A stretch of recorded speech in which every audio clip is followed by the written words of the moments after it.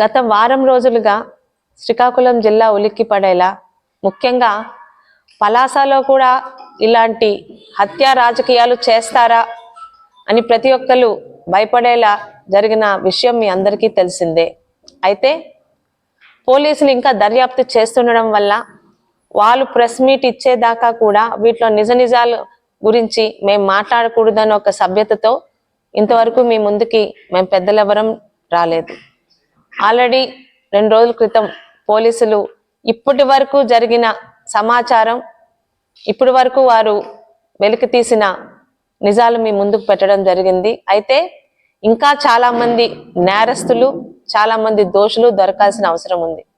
ఈ విషయం మీద మీ ద్వారా, మీ పత్రికా సోదరుల ద్వారా పలాస ప్రజలకు, ముఖ్యంగా పలాసలో ఏం జరుగుతుందో అని అనుకుంటున్న రాష్ట్రంలో ఉన్న పెద్దలకు, అదే విధంగా ముఖ్యంగా పలాసలో వైసీపీలో కూర్చొని చిల్లర రాజకీయాలు చేసే ఆ వైసీపీ పెద్దలు చేదర అప్పలరాజు గారితో సహా సమాధానం ఇవ్వాలని మీ ముందుకు ఈరోజు మా పెద్దలందరితో కలిసి రావడం జరిగింది.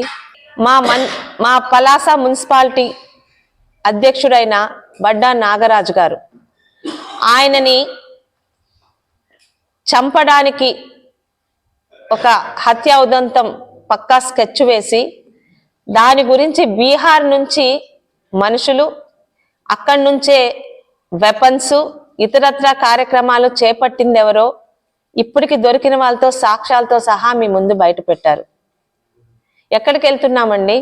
శ్రీకాకుళం రాజకీయాలే ఒక ఆదర్శ రాజకీయాలు ఈరోజు మీ అందరికీ ఇవ్వడానికి సిద్ధంగా ఉన్నాయి.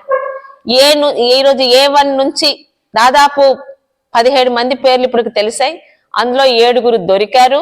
7లోని 3 బీహార్ వాస్తవులు కాగా 4 అప్పలరాజు గారు చుట్టూ అనునిత్యం ఉంటూ, ఆయనతో పాటు టేబుల్స్ మీద తింటూ, ఆయన్ని కలిసామని పేపర్లో స్టేట్మెంట్లు పెట్టుకుంటున్న ప్రతి ఒక్కరు. ఈ ఫోటోలన్నీ మీకు ఇస్తాను, ఓపిక్గా చూసి ఇందులో A1 నుంచి A17 వరకు ఎవరున్నారో ఒకసారి మీరు కూడా ప్రచురిస్తే ఉన్నట్టు పత్రికల వాళ్ళు ప్రచురిస్తారని ఒక నమ్మకం ప్రజలకు కలుగుతుంది. ఈరోజు నేను అప్పలరాజు గారిని అడగొచ్చా? వీళ్ళందరూ అనునిత్యం ఇందులో ఉన్న ఫోటోల్లో ఈరోజు దొరికిన ప్రతి ఒక్కరి ఫోటోలు, ప్రతి ఒక్కరు మీతో భోంచేస్తూ చేస్తూ మీ భార్యామణి గారితో చాలా క్లోజ్ గా ఉంటున్న ఫోటోలు ఉన్నాయి.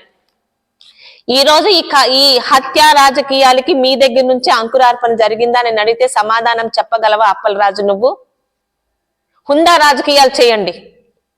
చాలా మంది పెద్దలు పార్టీలకు అతీతంగా పరిపాలించారు శ్రీకాకుళాన్ని గాని, ఇటు పలాస, సోంపేటని. నీలాంటి నీచమైన చిల్లర రాజకీయాలు ఇంతవరకు ఎవరు చేయలేదు, భవిష్యత్తులో కూడా చేయబోరు.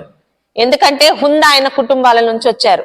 రాజకీయం అంటే తెలిసి వచ్చారు. రాజకీయం అంటే ప్రతిపక్షాలని ఇబ్బంది పెట్టడం కాదు, ప్రజలకి మంచి చేయడం. ఒక్కసారి నువ్వు ఎమ్మెల్యేగా గెలిచాక పలాసలో ఉన్న ప్రతి ఒక్కరు నీ కార్యకర్తలనే పలాసాని అభివృద్ధి చేయడం అనే దిశగా వెళ్లాల్సింది పోయి, చేతిలో మంత్రి పదవి ఉంది కానీ ఆ 4 చుట్టు పెట్టుకొని, ఆ 4 అంటే నన్నన్నట్టే అని సిగ్గు లేకుండా మాట్లాడుతూ చేతిలో అధికారం ఉందని చాలా ఓవర్ యాక్షన్ చేశాం. ఈరోజు ఏమైంది? ఈరోజు నేను సూటిగా అడుగుతున్నాను, మీలాగా సోషల్ మీడియాలో నీతో ఎవరెవరు ఉన్నారో రేపు నుంచి మా వాళ్ళు కూడా పెడతారు. నిజాలే కదా, క్రియేటింగ్ కాదు. ప్రతి ఒక్కరితో భోజనాలు చేస్తూ నీ చుట్టూ తిప్పుకుంటూ ఉన్న ఈ A1 నుంచి A17 దాకా వ్యక్తులకి ఈ రోజు ఆ ధన సహాయం అందించింది నువ్వేనా? లేకపోతే ఈ హత్యా రాజకీయాలకి పురుడు పోసింది నువ్వేనా అని అడిగితే సమాధానం చెప్పగలవా? ఇక ఎవరైతే నిందితులు కొంతమంది దొరికారో వాళ్ళందరూ కూడా నాగరాజు గారి మీద ఒక అభాండం వేస్తున్నారు.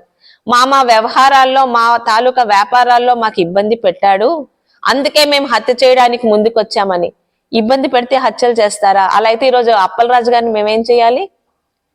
నా దగ్గర నుంచి దాదాపు ఇక్కడ కూర్చున్న ప్రతి ఒక్కరిని వాళ్ళ వృత్తుల పరంగా, వ్యాపారాల పరంగా, వాళ్ళ పర్సనల్ జీవితాల్లో ఇన్వాల్వ్ అయ్యి ఇబ్బంది పెట్టిన అప్పలరాజు గారిని, ఆ చుట్టూన్న ఆ 4 ఆ 40 మంది దొంగల్ని ఏం చేయాలి మేము?